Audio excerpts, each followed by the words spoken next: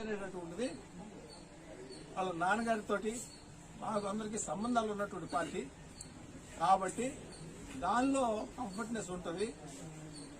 దేనికోసం ప్రజల కోసం మనకి అవకాశం ఇస్తున్నాడు అనేటటువంటిది నాకు గ్రహించి నేను ఆవిడ్ని బలవంతం చేశాను. ఆలోచన ఆగిపోతాను, ఇక ఎందుకు మనం మంత్రి కూడా చేశాము, ఇంతవరకు చాలు కదా, మనం మళ్ళీ ఇంకో పార్టీలోకి వెళ్ళి మనం ఏదో మళ్ళీ మారామని చెప్పు అదేదో అనుకుంటారు. అప్పుడు పార్టీ ఇంకా అధికారంలో రాలా బీజేపీ.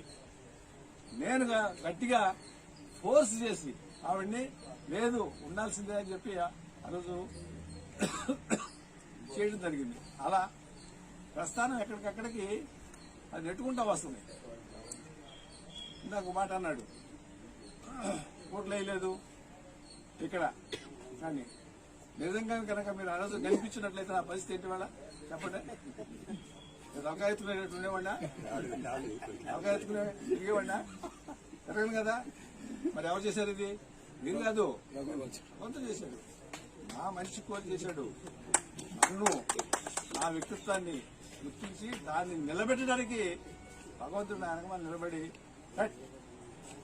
ఇంకోటి చెబుతా. ఆ తర్వాత జగన్ పిలిపించి అబ్బాయి ఎమ్మెల్సీ చేసి మంత్రి చేస్తాను అని చెప్పాడు 2 నెలలకి ఓడిపోయిన తర్వాత. కానీ అది ఉండటం సాధ్యం కాలేదు. అది కూడా భగవంతుడు అది చెప్పాలని చాలాసేపు పట్టుంది. చెప్పను చెప్పండి.